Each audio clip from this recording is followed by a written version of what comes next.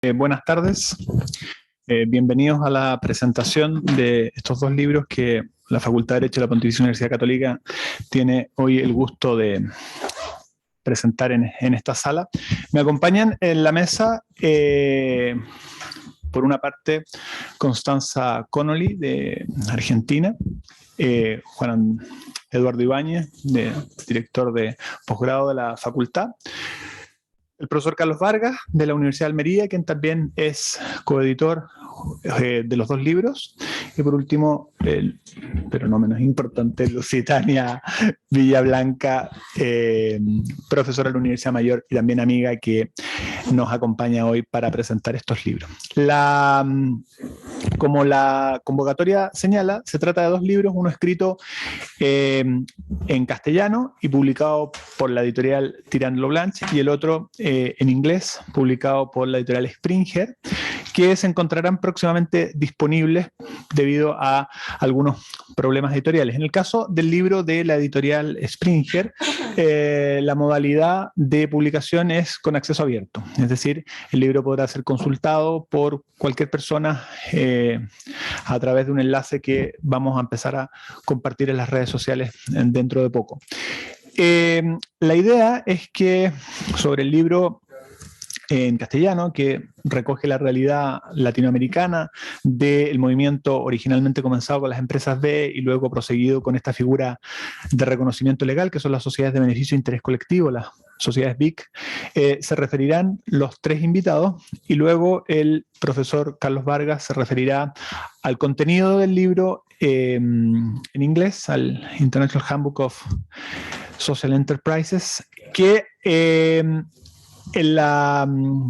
el evento de la presentación del libro se encuentra disponible la tabla de contenidos y la portada para formarse una idea del sentido, ¿no? Es un libro que, como explicará el profesor Vargas, tiene un contenido mucho más amplio que aquel publicado en castellano, puesto que trata de abarcar figuras de empresas sociales u otras modalidades de emprendimiento con propósito que se han ido dando en más de una treintena de países, además de algunos trabajos de índole general que contextualizan este fenómeno ya consolidado tras más de una década de desarrollo. Dejo entonces en primer lugar con ustedes a Constanza Connolly, que además dirige una diploma en la Universidad Austral de Buenos Aires sobre emprendimiento con triple impacto, para que haga la presentación. Muchas gracias, Constanza. Muchas gracias. Bueno, muchas gracias a todos. Es una alegría estar acá. Primero felicitar a los autores. Tuve la oportunidad de leer el libro. La verdad que es excelente. Y además resalta la importancia de la academia, ¿no?, en tener artículos de estos temas. Realmente estamos escasos de todo esto, así que celebro, digamos, esto. Y creo que también es fundamental empezar a formarnos en todas estas cuestiones, ¿no? Y en estos nuevos modelos empresarios que están surgiendo, porque creo que para la carrera de abogacía es clave, ¿no? Por eso está acá abierta la casa, y también nosotros en Argentina, en la Universidad Austral, llevamos este programa de la abogacía del triple impacto, lo llamamos, asociado con todas estas cuestiones, ¿no? Creo que el rol del abogado es clave en lo que son las nuevas economías y de alcanzar el desarrollo sostenible, así que los invito a que trabajemos en eso. Me invitaron un poco a contar la historia, ¿no? Ahí en el libro ustedes van a poder ver que están escritos papers de todas las leyes que ya han sido aprobadas en los distintos países de Latinoamérica, inclusive en España también. Pero queríamos un poco anticipar qué fue lo que pasó, ¿no? Cómo surgió todo ese movimiento. Y yo quería traer un poco la historia porque creo que soy parte de esa historia. Ya en el 2015, cuando nos reunimos con Bill Clark, que es uno de los coordinadores del libro, para decir, bueno, todo ese movimiento de Benefit Corporation que estaba sucediendo en Estados Unidos a partir del año 2010, cómo lo traíamos a Latinoamérica y de qué manera, ¿no? Y qué nombre le poníamos, porque no era una empresa B, ¿no? La connotación, siempre decimos en Latinoamérica, la B es como que va de segunda, ¿no? Uno la asocia a un montón de otras cuestiones, y decíamos, tenemos que poner un nombre que identifique a la región, y ahí fue donde surgió el concepto de sociedades de beneficio e interés colectivo, ¿no? Y esa vez se reemplazó por ese nombre. Y esto surge un poco porque, como ustedes bien saben, estamos transitando un modelo de capitalismo ya de los grupos de interés, ¿no? Donde la gestión de las organizaciones en pos de alcanzar este desarrollo sostenible no puede tener solo en consideración las cuestiones que estén alineadas con lo económico, sino que hay que estar mirando también las cuestiones ambientales y sociales. Y así este nuevo modelo de empresas y este capitalismo de los grupos de interés llegó de alguna manera a los modelos de negocios. Hoy hay muchos modelos de negocios que ya existen. Los libros acá cuentan no solo de las empresas de triple impacto, de las sociedades de beneficio de interés colectivo, o llamémoslo, como lo hizo la investigación de la Secretaría General Iberoamericana, empresas con propósito, ponerle distintos nombres. La idea es que creo que la academia tiene que poner y empezar a identificar los nombres y cuáles son las características y qué es un modelo de empresa de negocio que esté asociado a cuestiones de impacto y cuál es otro. Así que creo que estos libros brindan un montón de claridad asociada con todas estas cuestiones. Bill Clark no puede estar aquí con nosotros porque tuvo una cirugía, pero él ha tenido un rol fundamental en inspirarnos y en promover todo lo que tuvo que ver con la construcción de las leyes de sociedad de beneficio de interés colectivo en Latinoamérica. Y ahí también, de alguna manera, celebrar que ese movimiento legislativo que se comparte en el libro tuvo una articulación y una colaboración extrema realmente entre todos los grupos de trabajo que se fueron construyendo a partir de cada uno de estos países. Se empezaron a denominar grupos jurídicos B, porque venían empujados con lo que era sistema B, ¿no? Yo acá quiero hacer una diferencia, y Lusitana va a hablar de eso después también. No estamos hablando de las empresas B, son dos cosas distintas. Una cosa son las empresas B y otra cosa son las sociedades de beneficio de interés colectivo. Lusitana va a entrar en profundidad en las empresas B, pero yo siempre me gusta aclarar esto, porque de hecho en el Congreso, cuando lo tuvimos que defender en Argentina, que lamentablemente tuvimos una media sanción y todavía no tenemos ley, esa dificultad respecto de si esto era una certificación privada generó muchísimo ruido. Bill Clark, hacía antes del año 2010, generó un paper, un white paper y un modelo de ley, que fue el que después se aprobó en los distintos estados, hoy son más de 37 estados, y tienen tres elementos esenciales, ¿no? Las Benefit Corporation, que se trasladaron a los modelos de sociedades de beneficio de interés colectivo en la región. Primero es el propósito, ¿no? Esta obligación o este compromiso de generar un impacto positivo en el ambiente y en la sociedad, además de la rentabilidad económica. Otro es el deber fiduciario, la aplicación de ese deber fiduciario, ¿no? La importancia de que los administradores y los tomadores de decisión, al momento de tomar las decisiones, estén velando por este propósito. Y el tercero y fundamental también tiene que ver con la transparencia, con la información, con generar estos informes que plasmen esa generación del impacto y cómo se toman las decisiones en función de eso.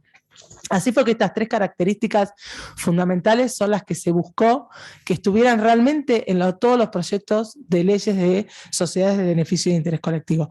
Ahí se generaron un montón de desafíos cuando dialogábamos al comienzo sobre todas estas cuestiones, asociadas también a que nuestro derecho, a diferencia del derecho americano, es un derecho continental y está codificado, y la primera pregunta que nos hacíamos, que lo hablábamos el otro día con Juan en la conversación que tuvimos antes de este evento, es si era necesario no tener esa ley, si era necesario que surgiera un movimiento legislativo de sociedades de beneficio de interés colectivo. Y la verdad que las primeras respuestas eran que no, porque si uno tiene los derechos societarios, los códigos de comercio que tenemos en la región, no hay nada que prohíba tener este modelo de empresa. Pero sí nos pareció que era muy importante y por eso se siguió empujando en los distintos países el movimiento legislativo en general, porque era importante poder dar un reconocimiento legal, ¿no? Poder identificarlas, que tengan un nombre, que cuando los consumidores o el Estado, todos articulen con un modelo de empresa que está gestionando las cuestiones de triple impacto, sepa que está hablando con una sociedad BIC. De hecho, no se cambió en ninguno de los países los tipos societarios, no se generó un nuevo tipo societario, nosotros decimos que se generó como un ropaje jurídico de BIC, o sea, nosotros vamos a tener en Colombia una sociedad anónima BIC, en Uruguay, en Perú, etcétera, en todos los países que lo tuvieron aprobando.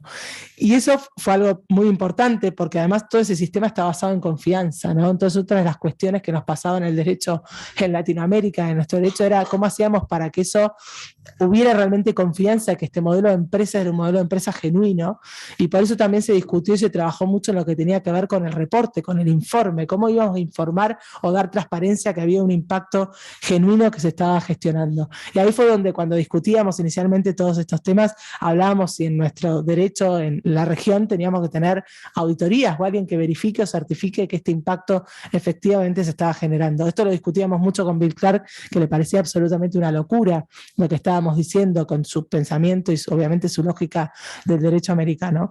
Pero eso fue algo que en algunas leyes quedó plasmadas y en otros no. Pero bueno, hubo muchos desafíos relacionados con estos temas. El primer país, y hay un artículo específico de todo esto que la aprobó, fue Colombia. Fue pionero en su momento. Nosotros estábamos trabajando todos de manera articulada y celebrábamos mucho cada ley que iba dando sus avances, porque también nos generaba la posibilidad de que otros países empezaran a comprender o a entender que era un nuevo modelo de empresa que tenía que estar regulado. Así fue que quien en ese momento era senador y después fue presidente, Luque, fue el que logró que se aprobara por primera vez.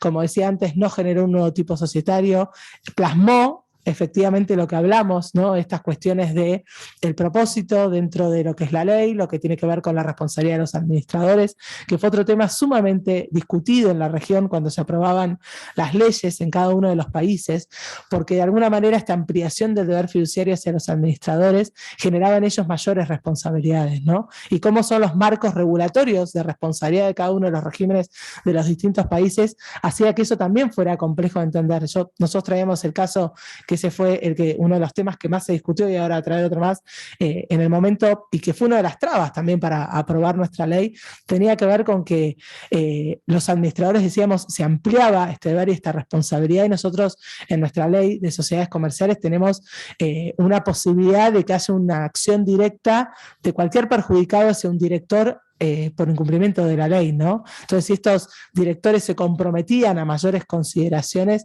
se ampliaba también ese deber de responsabilidad. Entonces, la ley y muchas de las leyes trajeron una excepción a la responsabilidad de quién podía hacer un reclamo al administrador de las sociedades de beneficio de interés colectivo. Ese fue uno de los grandes temas y desafíos, y otro de los desafíos que surgió es que además después de haber tenido una ley era cómo se reglamentaba, ¿no? Cómo se llevaba realmente la ejecución en la práctica de esto, cómo se demostraba ese propósito y ese impacto que las sociedades de beneficio de interés colectivo generaban, cómo los directores tomaban esas decisiones y cómo se reportaba, ¿no? Y ahí en el reporte también fue un gran desafío para la primera reglamentación que fue la de Colombia, y en los otros también de qué estándares se utilizaban, ¿no? Para hacer ese reporte. Obviamente podía usarse la herramienta del sistema de BILAB, que es la herramienta B, pero también se incorporaron todos otros estándares que tienen que ver con el GRI y otros estándares internacionales, SASB, etcétera, que son los que hoy se utilizan para reporte. Y las sociedades BIC en los distintos países, obviamente que va a haber diferencias en cada uno de ellos, pueden reportar este impacto que se genera y este informe a través de estas herramientas y estos estándares. La otra jurisdicción que después lo aprobó fue Ecuador. Después de Ecuador lo aprobó Perú, Uruguay y Panamá en Latinoamérica, y recientemente lo ha hecho España. En todos, fundamentalmente, las cuestiones y los desafíos han tenido que ver con esto que decíamos antes, ¿no? No hay un tipo societario creado, es un ropaje jurídico. El tema de la responsabilidad de los administradores ha sido fundamental.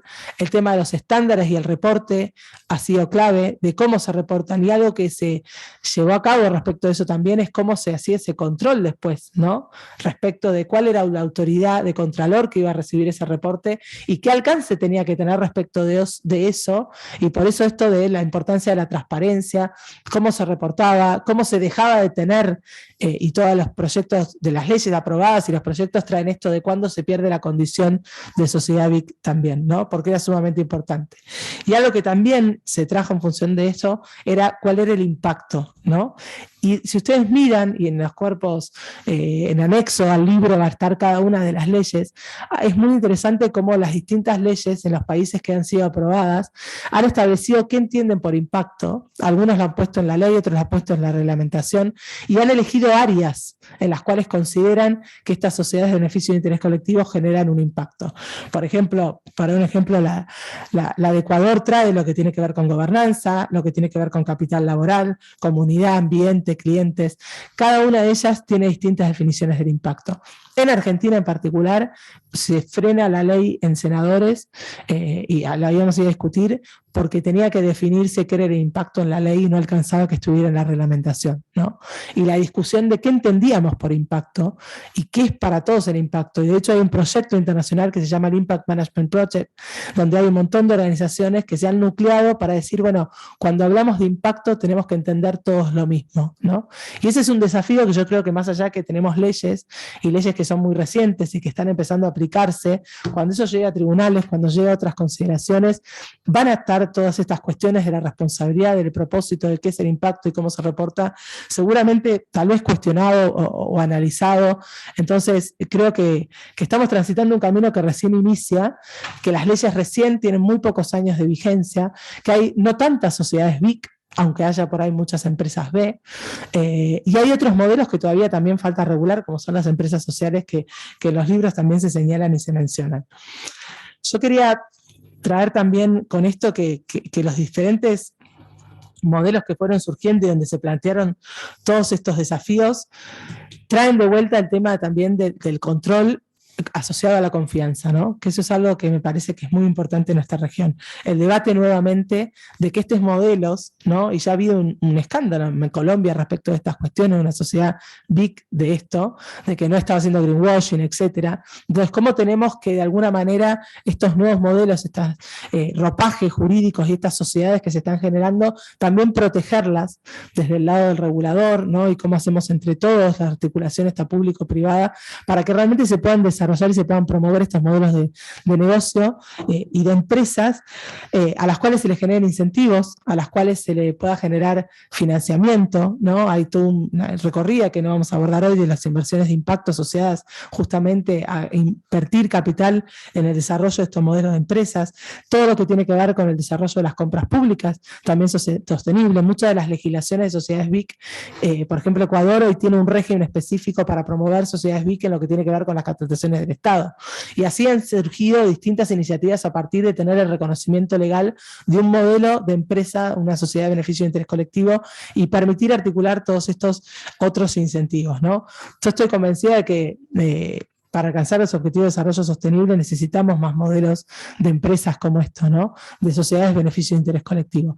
Estas sociedades de beneficio de interés colectivo, todas las leyes también plantean que pueden nacer de esa manera o pueden después agregarse este ropaje o aditamiento BIC. Y esta articulación, digamos, hay muchas empresas grandes que están citadas en el libro, como es un Danone, Natura, que son sociedades certificadas B, pero por ejemplo no son sociedades BIC, porque también hay muchos otros estándares que nos están llevando a esto y lo van a hablar mis compañeros después, en la importancia de incorporar la sostenibilidad en la gestión de las organizaciones, ¿no? Que es clave.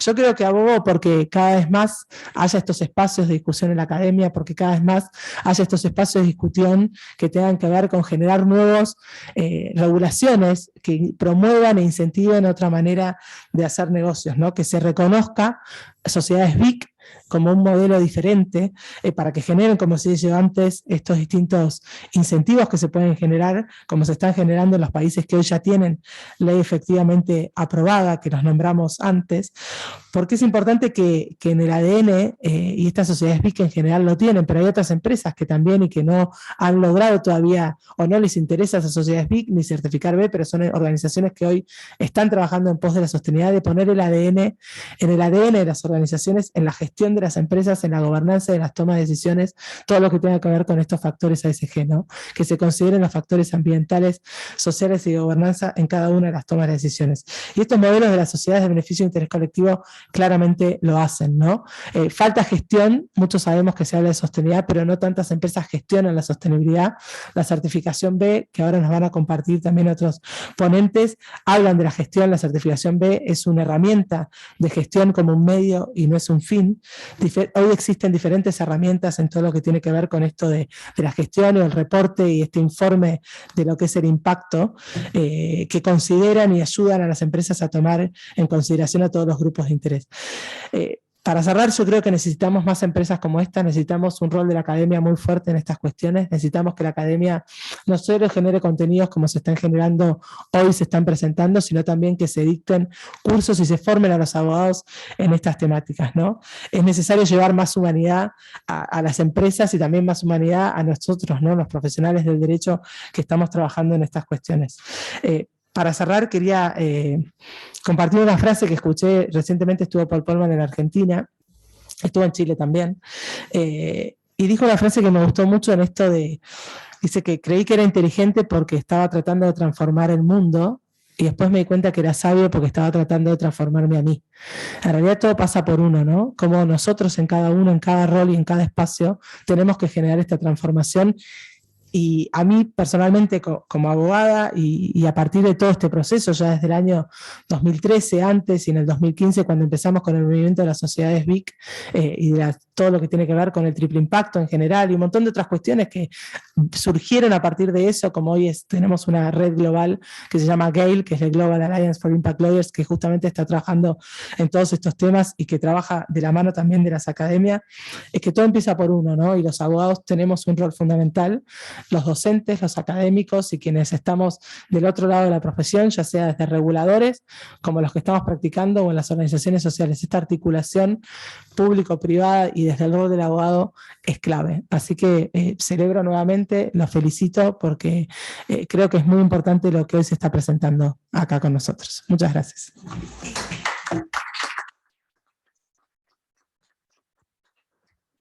Muchas gracias, Constanza. Lusitania, tú sigues con la presentación. Gracias. Buenas tardes.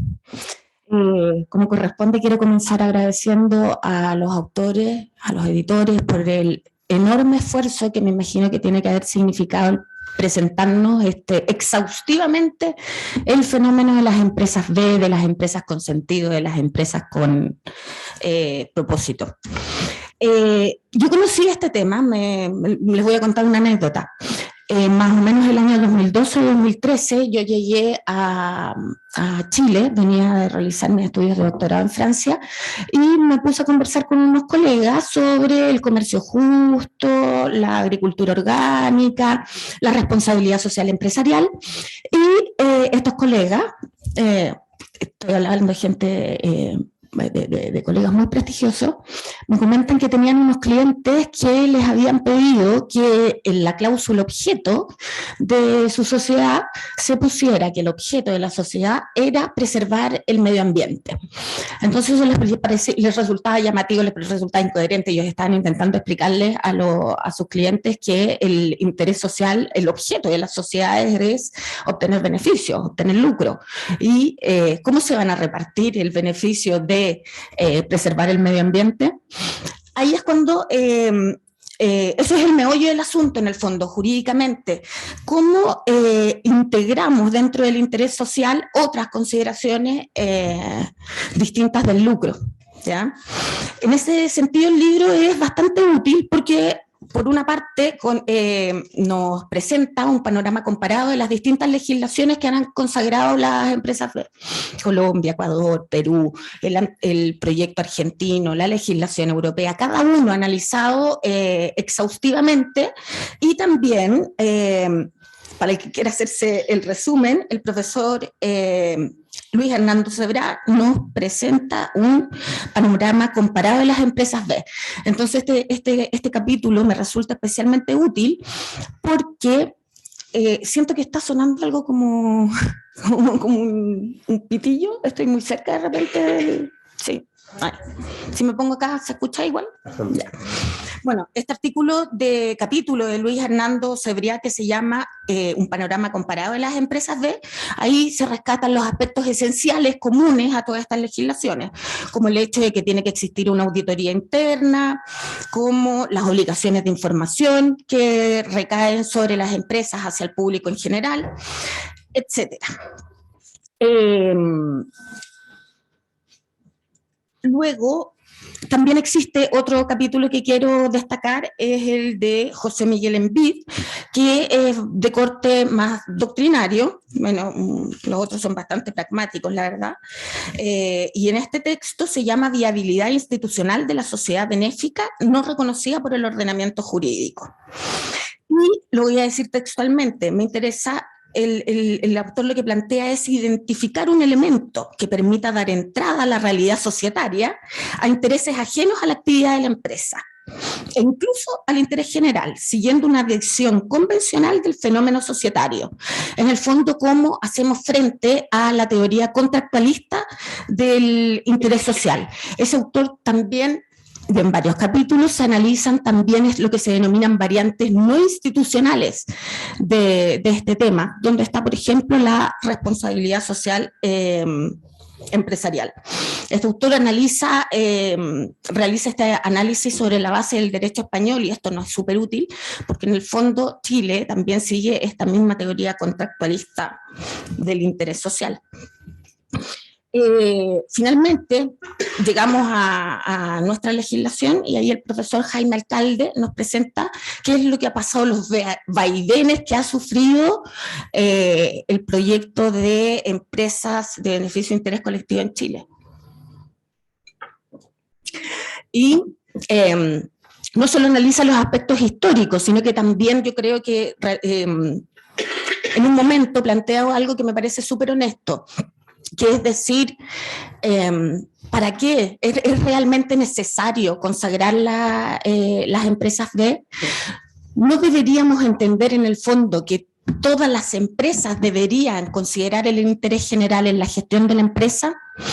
Y claro, ¿cuál es el problema? En la legislación, en el proyecto que tenemos actualmente en Chile, se definió las empresas B, se definieron cuáles eran sus deberes de información, la forma de administración, pero los legisladores no tienen claro el para qué, ¿ya? Porque en el fondo no les estamos atribuyendo consecuencias jurídicas al hecho de tener el carácter de empresa BIC, digámoslo. Pero ¿qué es lo que nos llama la atención? Que los proyectos anteriores, aquellos que no progresaron, sí consideraban consecuencias para aquellas empresas que tuvieran la calidad de empresas BIC. Por ejemplo, consecuencias tributarias, beneficios tributarios, beneficios en materia de compras públicas. El tema es que hoy, pese a que no tenemos las sociedades de beneficio de interés colectivo consagradas, igual las empresas B están recibiendo beneficios. Por ejemplo, Corfo da una subvención para obtener la certificación de empresa B, y eso sin tener una legislación especial. También sé que en materia de compras públicas, Chile Compras privilegia a aquellas empresas que tienen certificaciones de sostenibilidad, sin tener todavía legislación. ¿Ya? Entonces, podríamos pensar que la protección del interés general, la protección de los aspectos sociales, de los aspectos ambientales, de una forma más solapada, igual se ha estado incorporando en nuestra legislación. Y ahí el profesor Alcalde también cita una legislación muy reciente, que es la norma de carácter general 461, de la Comisión para el Mercado Financiero, que obliga a todas las empresas a transparentar sus políticas de sostenibilidad. No te obliga a tener una política de sostenibilidad, pero si no la tienes, tienes que decirlo. Entonces, solapadamente, el interés general, las consideraciones sociales y medioambientales se han ido incorporando a nuestra legislación. Por lo que podríamos pensar, tal vez no son tan necesarias una legislación expresa. Pero fíjense que tras leer todo esto y mi conclusión, mi reflexión, es que sí es necesaria una legislación al respecto, pero fíjense que no desde el punto de vista societario. Para mí el interés de esta legislación viene más bien por el lado del consumidor, de protección al consumidor. De protección al consumidor consciente, al consumidor verde, se habla de esto. ¿Y qué es lo que pasa? Y aquí lo quiero relacionar con la certificación de empresa B. Este tema también está analizado por Ana Montiel en un artículo que se llama B-Lab y el proceso de certificación. Y es un artículo que también me resultó muy útil, porque si yo entro a la página de empresas B, sé más o menos cuáles son los criterios para obtener la certificación. Sé que hay criterios respecto de los trabajadores, las comunidades, los clientes, etcétera, pero muy precisamente no se sabe. Y en este artículo sí se precisan cada uno de los aspectos que son estudiados antes de dar una certificación.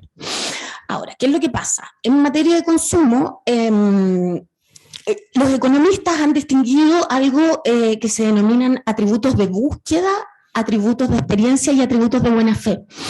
¿Qué es lo que pasa? Por ejemplo, atributos de búsqueda. Yo necesito una camisa blanca, ¿ya? La encuentro.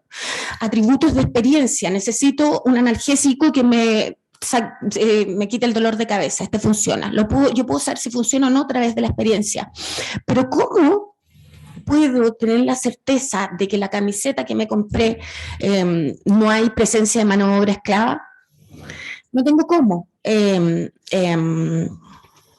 verificarlo.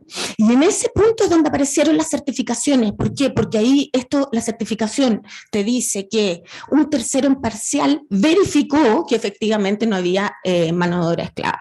El tema con las certificaciones es que no están reguladas, salvo algunas como la orgánica, etcétera, pero las certificaciones de tipo social, como las empresas ven, no están reguladas, y esto da origen a lo que se llama la industria de la certificación.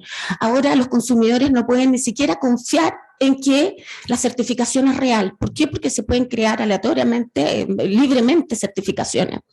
Entonces, a mí me parece interesante que se consagre este tipo de sociedades por un aspecto preciso, y es que existan entes reguladores, como hablaba Constanza, que estén encargados de verificar la veracidad de la certificación. Es medio incómodo esto que tengamos que hacer tantos pasos, pero en el fondo tal vez eso le va a dar más confianza a los consumidores sobre la veracidad, como les decía, de este tipo de instrumentos. Entonces abogo por la consagración de las empresas de beneficio de interés colectivo, sobre todo por este aspecto de control estatal, y en ese sentido agradezco esta obra porque creo que nos va a servir de base para lograr este objetivo. Gracias. Muchas gracias, Lusitania. A continuación, Juan Eduardo presentará también algunas ideas respecto de los libros. Gracias, Jaime. Agradezco la invitación. Lo mismo a Carlos por invitarme a comentar esta obra desde la perspectiva de la sostenibilidad corporativa. Claramente este libro constituye un hito importante porque recoge lo que ha sido la evolución de las empresas B, el movimiento de las empresas con propósito en los últimos años, con un foco, ¿no es cierto?, en Latinoamérica, y contiene también un capítulo interesante respecto a la experiencia de Estados Unidos y lo que ha ido sucediendo en los distintos estados. Yo quiero comentar, me parece que este es un libro que es desafiante, es un libro oportuno y es un libro que nos da esperanza en época de incertidumbre. Y voy a comentar por qué me parece que cada uno de estos calificativos aplica al libro. En primer lugar, es desafiante porque analiza la situación actual de un movimiento que está en plena evolución, ¿no es cierto?, que si bien comenzó hace poco más de 10, 15 años, está en este momento, y como bien lo escribió Constanza, en los distintos países sorteando las distintas dificultades que se ponen para poder desplegarse en todo su potencial. En el capítulo del profesor José Miguel Envit, catedrático de Derecho Mercantil de la Universidad de Valencia, al que se refirió también Lusitania como el capítulo tal vez más doctrinario que tiene el libro, comienza con una cita de Joseph Conrad del libro El corazón de las tinieblas, que dice, comillas, me atreví a sugerir que el móvil de la compañía era el beneficio. Cierre comillas. Y parece que en esa cita se contiene toda la gran discusión que hay, ¿no es cierto?, respecto de cuál es el beneficio esperado de la celebración de un contrato de sociedad, y si ese beneficio, que la ley dice son utilidades, es solamente la utilidad, es lucro, es maximización, ¿no es cierto? Siguiendo la cita de Conrad, en el mismo libro yo encontré otra cita que me gusta, que dice, que tiene que ver con esta dificultad de reflexionar sobre los movimientos que están ocurriendo en tiempo real, digamos, que es este desafío que toma el libro. Dice el personaje narrador del libro, es imposible comunicar la sensación de vida de una época determinada, de la propia existencia, lo que constituye su verdad, su sentido, su sutil y penetrante esencia. Me parece que el libro es valioso porque distintos autores de distintas jurisdicciones intentan precisamente ahondar sobre la esencia, la verdad, el sentido de lo que constituye una sociedad o una corporación y cómo se despliega hoy día en la sociedad. Así que celebro a los autores por ese esfuerzo que me parece desafiante.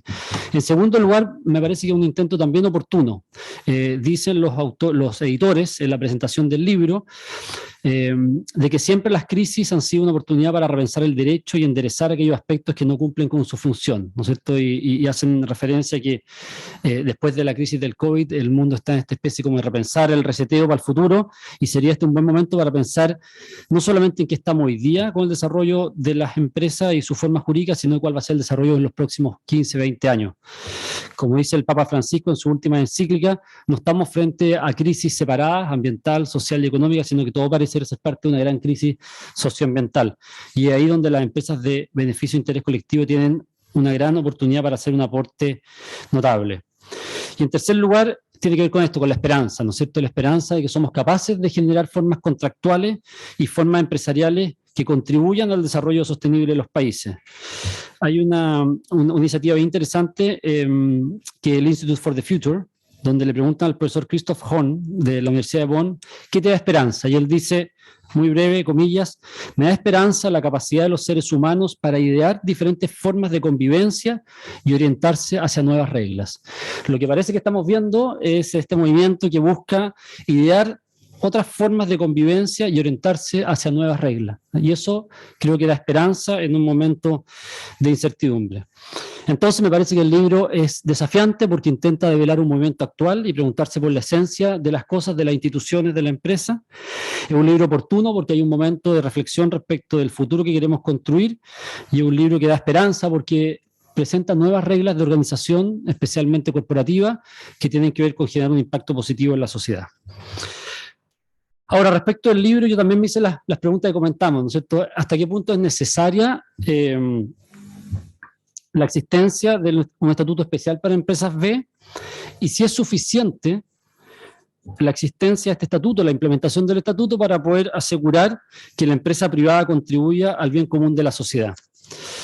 Con respecto de la necesariedad, interesante el capítulo de doña María Emilia Correa, ¿verdad?, fundadora del Sistema B desde Colombia, porque ella dice que las empresas B tienen como objetivo contribuir a retomar la confianza de la empresa, de la sociedad respecto de la empresa.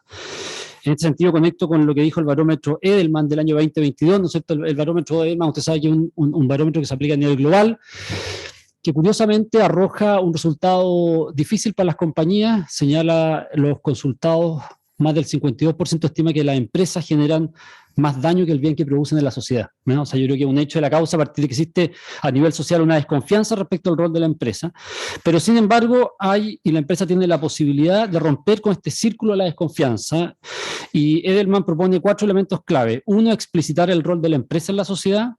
2, demostrar un progreso tangible. 3, enfocar el liderazgo en el largo plazo. Y 4, proveer información confiable, clara y consistente.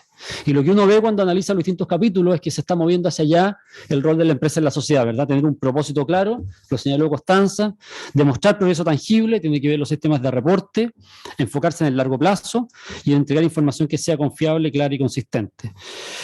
Cito a la profesora, ¿verdad?, Emilia Correa, cuando dice que las empresas B ofrecen una solución práctica para construir confianza y proteger el compromiso a largo plazo, con el propósito de ampliar el mandato fiduciario y comprometerse legalmente a incluir los intereses de la sociedad y la naturaleza desde la gestión corporativa. Ella cita un caso práctico. Yo creo que es interesante que hay solamente un par de casos prácticos en el libro, pero alumbran bastante que se trata. El caso de la empresa Comaco Chile, del cual yo no tengo conocimiento, pero me refiero a lo que ella señala en su libro, y que básicamente lo que indica es que cuando la empresa se va a realizar la certificación, se da cuenta de puntos ciegos que tenía, que no estaba gestionando adecuadamente, como por ejemplo las brechas salariales que hay con los trabajadores y una serie de otras condiciones laborales. La empresa decide entonces atacar y gestionar esos puntos ciegos que no estaba viendo. Entonces pareciera ser que en este caso la certificación es conveniente para mejorar su relación con los grupos de interés, pero no sé si era la única posibilidad que había. O sea, podría haber sido otro tipo de certificación, ¿okay?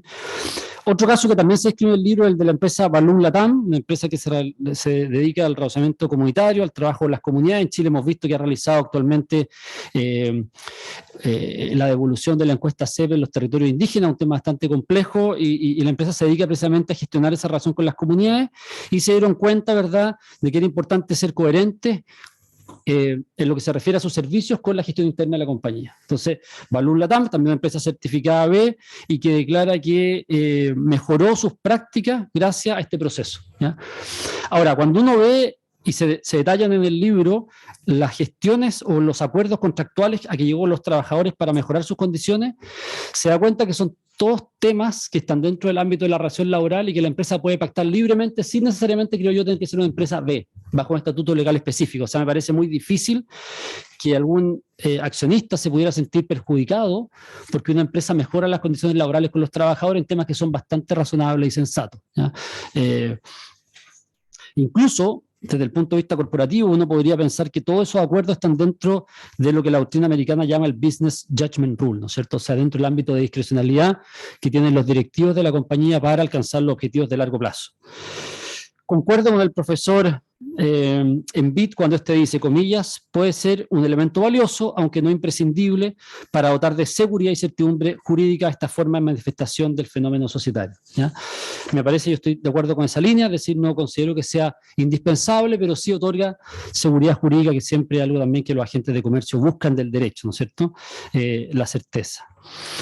Luego, respecto a la suficiencia, también es interesante preguntarse si por el mero hecho de tener la certificación o de ser una empresa con propósito o una empresa B, estaríamos cumpliendo con el estándar deseable de ser una empresa sostenible y de ser una empresa que contribuya al bien común de la sociedad.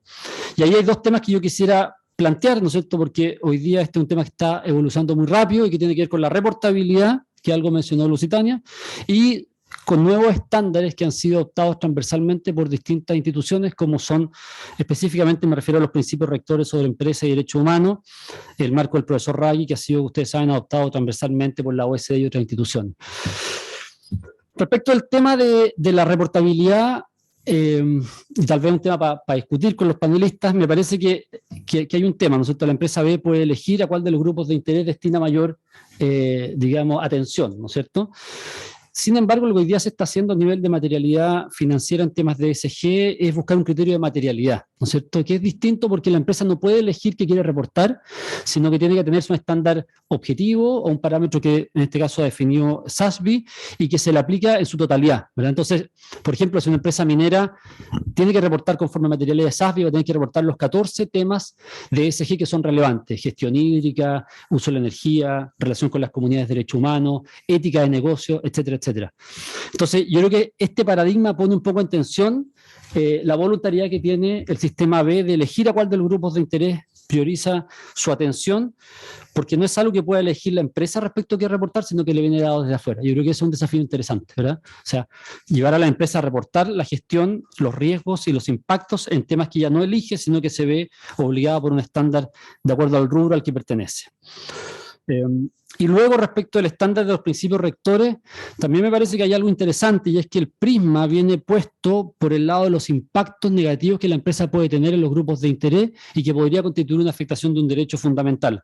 No tengo claro si el sistema de empresas B está trabajando el tema, tal vez Constanza lo puede reconocer, pero lo que hemos visto es que la adopción del estándar genera, y principalmente a través de la debida diligencia, un proceso muy robusto de identificación de impactos y de riesgos. Nuevamente, la empresa no puede elegir el rubro al que se está enfocando o el grupo de interés, sino que debe realizarse un análisis 360, donde debe reportar los posibles riesgos de impacto que pueden tener en derechos humanos. Yo creo que eso lo hemos visto un instrumento muy eficaz para mejorar la gestión corporativa y alinear, como les dije, su acción con el bien común.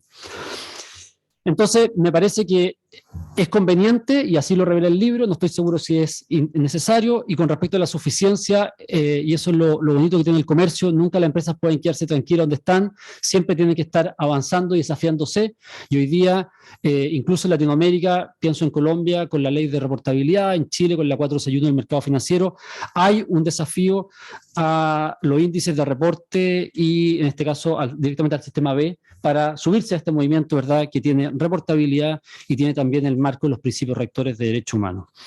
Para ir cerrando, una hipótesis positiva. Uno, cuando ve cómo las distintas jurisdicciones se están moviendo en este sentido, y además van acompañados de otras leyes que son complementarias, como la ley de vía de diligencia en Alemania, la ley de vigilancia en Francia, ¿no es cierto?, no solamente los estatutos específicos de empresas con propósito, uno quisiera pensar de que este dinamismo lo que está haciendo es llevar a la empresa a un estado más consciente de su impacto, ¿no es cierto? Y eso sería algo muy positivo al sistema de mercado, en el cual las empresas debieran identificar sus impactos y gestionarlos de una manera que sea responsable y sostenible.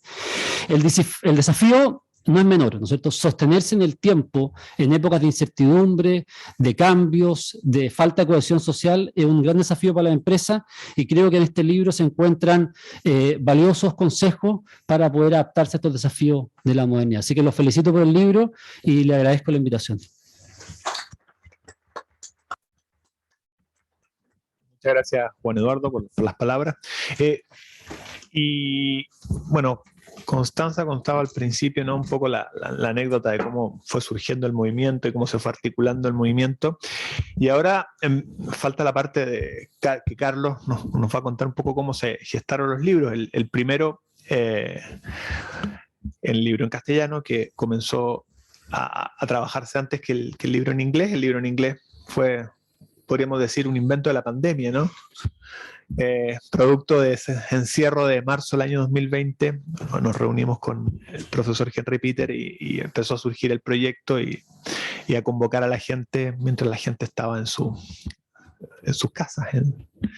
Pero el proyecto, el del libro en español, el libro que publica la editorial Tirant Blanche, a la que le agradecemos su apoyo, nace junto con el centro que dirige el profesor Carlos Vargas en la Universidad de Almería y que tiene por centro la economía social y las cooperativas. De hecho, el puente que se puede dar entre los dos libros es precisamente el capítulo del profesor Vargas sobre el concepto de empresa social, ¿no? También lo decía la Constanza, el concepto de empresa social es un concepto bastante difuso, que termina siendo casi idiosincrático. Las distintas legislaciones lo van reconociendo de una manera, lo van reconociendo de otra.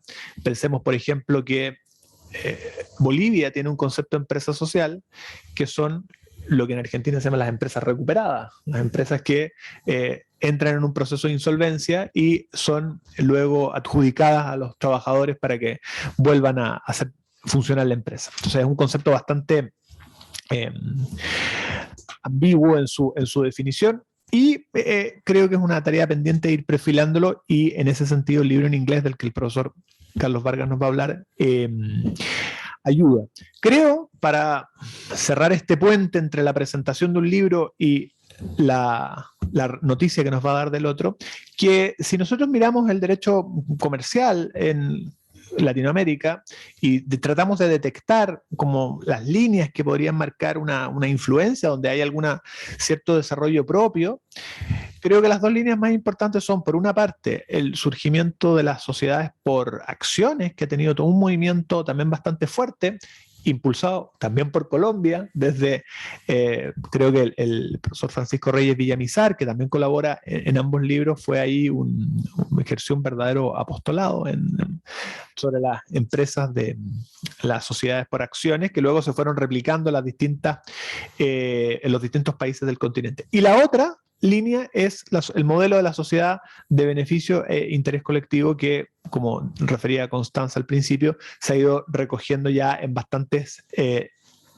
derechos internos y probablemente se seguirá sumando. El último caso es España, que a finales del mes de septiembre, en una ley miscelánea, termina reconociendo la figura y ordenando que se dé una regulación. Pero de eso y también del trabajo del Handbook de Social Enterprises nos hablará el profesor Carlos Vargas, catedrático de Derecho Mercantil de la Universidad de Almería. Muchas gracias. Bueno, en primer lugar, y antes de contar una historia, porque yo voy a contar una historia que engloba estos dos libros que tenemos que estamos presentando. Quería agradecer a Jaime la invitación de estar aquí. Para mí es un auténtico orgullo y honor estar aquí. La verdad es que venía a Sudamérica, a Latinoamérica, por participación en dos congresos, y ayer llegué y me voy mañana, pero estoy encantado de hacer este viaje relámpago para estar en esta mesa. La verdad es que para mí es un orgullo y se lo agradezco enormemente. Yo voy a contar una historia un poco larga. Es decir, no sé si el parto de burra, como se dice en España, que dura, no sé si son 7, 8 días, o el embarazo de una burra que dura 12 o 12 meses o así. Esto ha sido muy largo, muy largo y cansado. Pero al mismo tiempo nos ha dado tiempo a ir cambiando cosas y a ir evolucionando. Esta idea, la verdad es que yo lo conocía de antes, pero cuando nosotros inauguramos, soy director de un centro de investigación en Derecho de la Economía Social, de los pocos que hay con ese contenido jurídico, y aunque se inauguró en el 2018, en el 2019 hicimos una gala de presentación donde vino el profesor Envid y Jaime, que estaba por esos lares, fue invitado y dio una charla sobre empresas B, Fit Corporation. Bueno, y ahí empezamos los dos, que tuvimos buen feeling personal desde el principio, a pensar, ¿no? A escudriñar cómo podríamos darle, porque vimos que realmente era un movimiento, el de empresas B, surgido y desarrollado en Estados Unidos, evidentemente con un número muy grande de estados que se van sumiendo a este movimiento de regulación de lo que es la B Corp, que son un invento, muy buen invento, pero de una fundación privada que hace una certificación a determinadas empresas cuando tienen un impacto, y eso después tuvo una repercusión legislativa a través de un reconocimiento no solamente a la B Corp, sino a otras empresas que tuviesen también ese reconocimiento de impacto. Bueno, lo que estaba claro es que era un movimiento impulsado no por académicos, sino con un impulso esencial y fundamental, y hay que valorarlo positivamente de más de un ámbito de asesoría jurídica o de abogado, que se fue trasladado después a Latinoamérica, y que en Latinoamérica tiene un desarrollo muy importante. Tanto el número de legislaciones que lo han ido reconociendo, ¿sí? Sobre todo por el empuje del movimiento en sí, ¿vale? Sí. No quiero discutir, bueno, podríamos hacerlo, si es necesario, si es conveniente, si no es conveniente, ese reconocimiento legal. Lo que sí es cierto es que en Latinoamérica, que yo sepa y no me equivoco, está Colombia, Perú, Ecuador, Uruguay, Panamá, y fuera de Hispanoamérica, aparte de Estados Unidos con 36 o 37 estados, pues tenemos muy poquitos ejemplos. Tenemos Italia, tenemos Francia, no sé si hay uno en África, que ahora no recuerdo. Es decir, la proporción de países que han reconocido legalmente este movimiento no es muy grande. En España se ha abierto una puerta, evidentemente empujado por el lobby que tiene el movimiento B, y podemos tener dudas de si es necesario. Parece conveniente a favor del movimiento, quizás conveniente a favor de los consumidores, quizás no sea necesario una ley, pero sí un ajuste de la legislación. También necesitaríamos a lo mejor un apoyo de otra manera, a través de un tratamiento fiscal, de subvenciones, de contratación pública. No me voy a detener en esto. Lo que sí les cuento es que, fíjense, que en Colombia fue en el 2018, Perú 2020, Ecuador 2021, Uruguay 2021, Panamá 2022. Le doy un ejemplo de cómo, desde que se nos ocurrió hacer el libro, cada poco tiempo teníamos una sorpresa positiva, pero que nos obligaba a rehacer un poco los planes. Y también es verdad, y esto es interesante, que al principio este libro no surge, pero venía con apoyo de un proyecto de investigación, del Ministerio me voy a equivocar de ministerio y no me lo quiero hacer. Vale, del Ministerio de Ciencia e Innovación. Dudo, porque a veces los proyectos los da un ministerio u otro. Y al principio, con el equipo que teníamos, que era un equipo multidisciplinar, español, pero con mucho apoyo internacional, pues teníamos gente de Europa, y hablo en concreto de Francia, de Italia, de Portugal, lo que nos dio pie a, bueno, vamos a hacer este trabajo en castellano. Dijimos quizá en inglés, pero centrándonos en los apoyos que tenemos en Latinoamérica, que tenemos en William Clark, que había sido el que había potenciado este movimiento desde el sector de la abogacía, y que era un fichaje estrella para nosotros. Y con eso hacíamos un libro en castellano que podría aunar, pues nada, cubrir un poco ese nicho, porque lo real y lo cierto es que el tiempo pasa muy rápido, y cuando en 2019 nos planteamos hacer este libro desde un punto de vista no académico, porque sí que hemos contado siempre con profesionales y abogados que son autores de este libro, pero sí con una estructura académica, no había nada en ningún lado. Es más, nosotros que ya llevamos un tiempo, yo llevo más tiempo que Jaime, evidentemente, en esto, cuando uno, lo digo para que veamos el cambio de perspectiva, cuando yo decidí trabajar o investigar sobre cooperativas, en mi entorno académico era, pero ¿por qué te metes en eso? Donde está el movimiento económico bueno es en las sociedades de capital.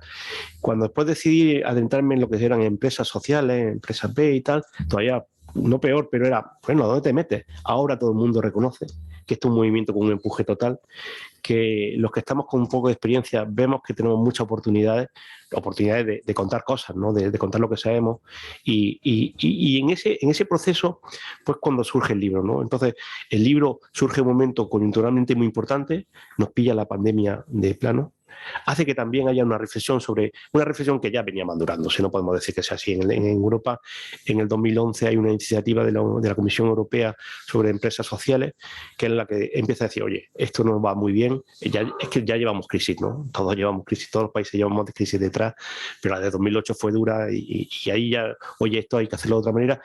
Y para que veáis el proceso, en diciembre de 2021 se aprobó un plan de acción en la Unión Europea en la que se meditaba un plan de acción de la economía social, ¿vale? En la que se medita mucho, bueno, primero que queda desarrollar la economía social, esto, y lo que voy a decir me parece interesante, que establece mecanismos para hacerlo de distintas vías, pero sobre todo parte de un concepto de la economía social y solidaria mucho más amplio.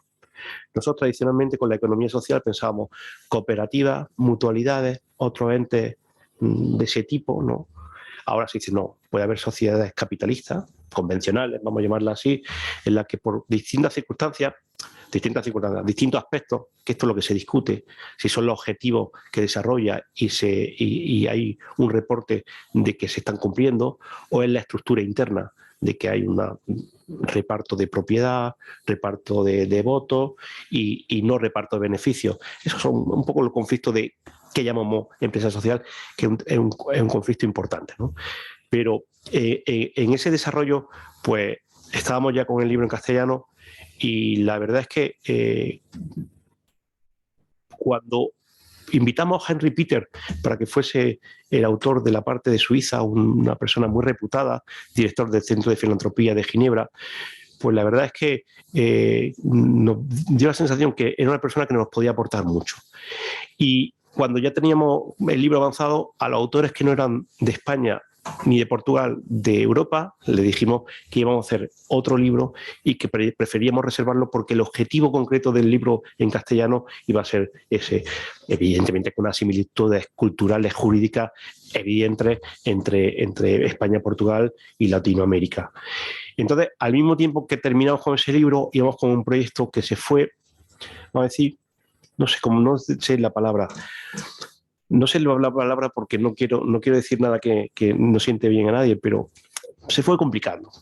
Es decir, yo tengo aquí el número, son 71 autores, son 44 capítulos y son 36 países los que se analizan.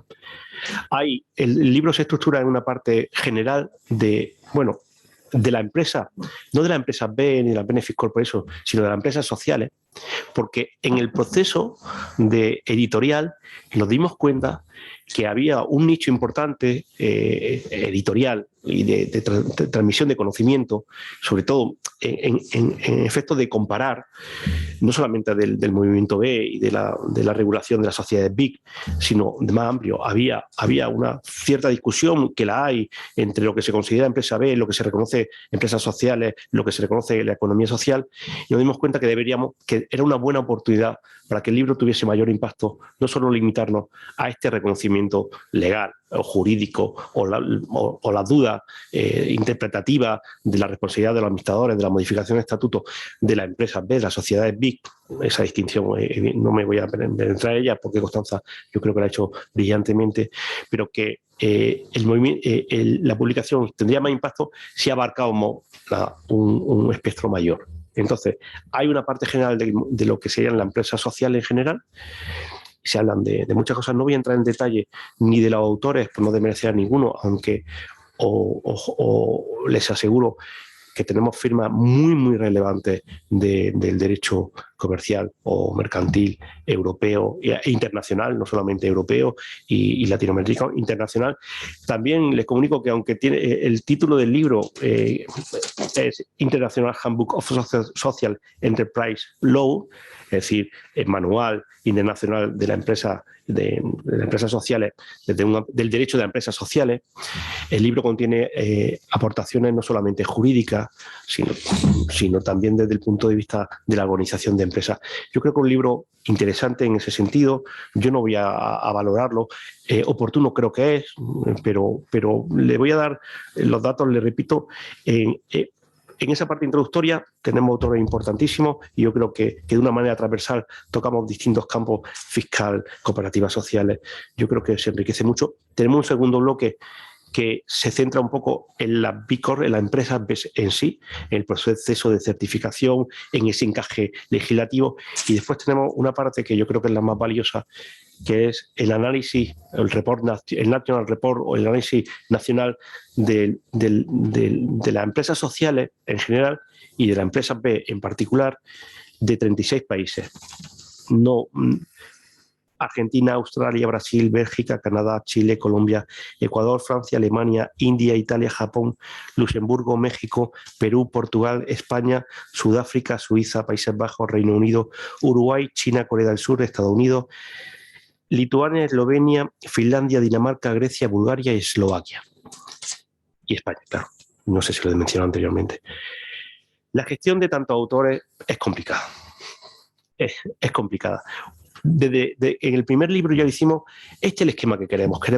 Y le decíamos, por ejemplo, con las empresas B, sociedades B, queremos que nos digáis primero cuánto número de empresas B reconocidas, que nos digáis cuáles son las más relevantes, que nos digáis, siempre hemos pensado desde el principio que esto no debía ser un libro, una compilación de trabajos eminentemente jurídicos que analizasen lo que dice la ley o lo que no dice la ley debería ser la ley, sino un poco exponer lo que tenemos que hacer los juristas, sobre todo en el ámbito comercial y económico, es conocer el hecho para ver cómo se regula jurídicamente, ¿no? Si no conoces el hecho, pues cuando dices, pues esta frase me parece mal o esta sobra, pero realmente nos parecía muy importante que el lector tuviese esos datos económicos o cuantitativos, ¿no? Y con esa estructura, y le insistíamos, explícanos casos de interés, no siempre nos hacían caso, evidentemente, y muchas veces se pasaba por una revisión que también retrasaba. Y eso fue con el libro español. Cuando lo volcamos en hacerlo el libro con un espectro mayor, la cosa se complicó, pero para bien. Springer es la editorial líder, sin lugar a duda, en Europa en el ámbito económico y jurídico, en el ámbito jurídico sin ninguna duda. Los estándares de revisión de la editorial han sido durísimos. Hemos tenido que rechazar o pedir a los autores que revisasen completamente los trabajos en más de una ocasión. Hemos tenido revisión no solamente lingüística por varios procesos, sino incluso de detalle.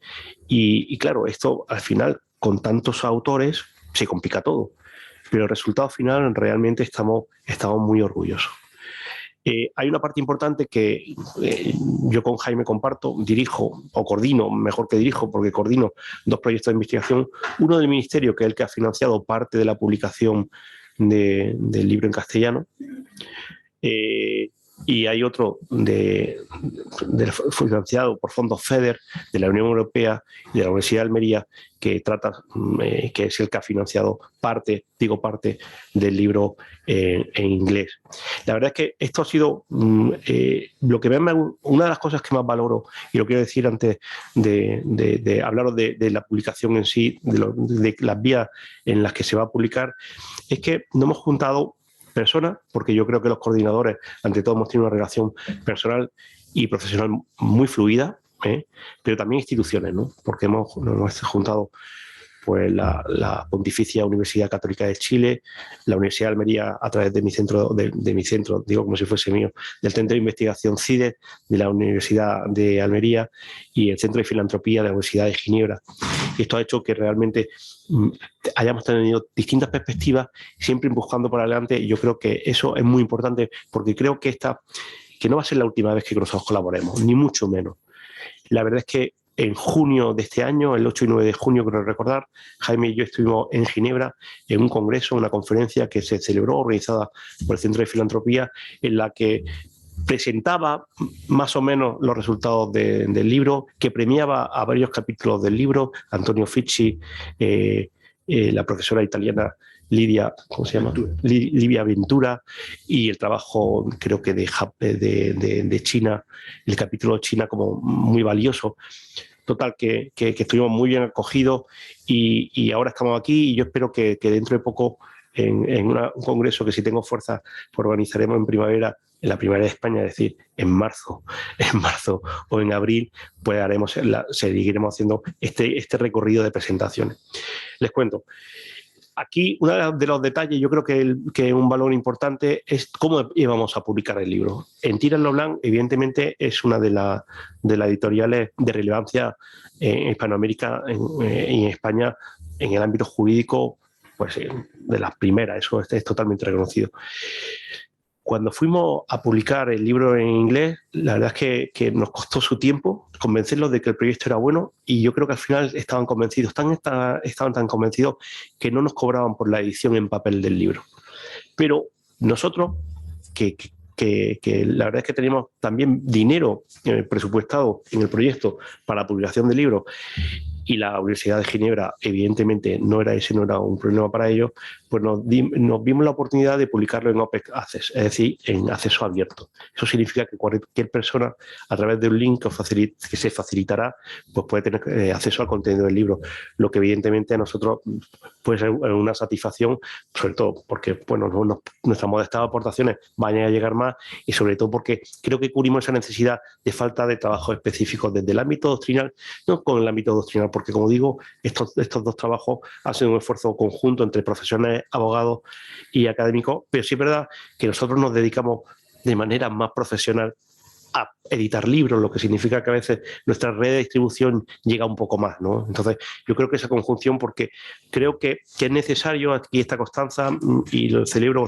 enormemente todo lo que ha dicho, pero creo que nosotros no tenemos que vernos como rivales, sino realmente los que tenemos los mismos objetivos, que es que haya empresas alternativas a las convencionales y que realmente busquen ese triple impacto y se reconozca, que creo que todo el mundo cree que debe creer que eso es positivo, pues debemos funcionar de la mano, ¿no? Entonces yo creo que estar en esta mesa gente de distinto perfil pues es una muestra de esto. Pues yo creo que con esto yo he contado un poco la historia, no me he metido en el detalle del contenido. Además es muy difícil jugar cuando uno ha coordinado o ha escrito algo, decir que es bueno o malo o regular, pues cuesta mucho y prefiero que lo hagan ustedes cuando tengan oportunidad.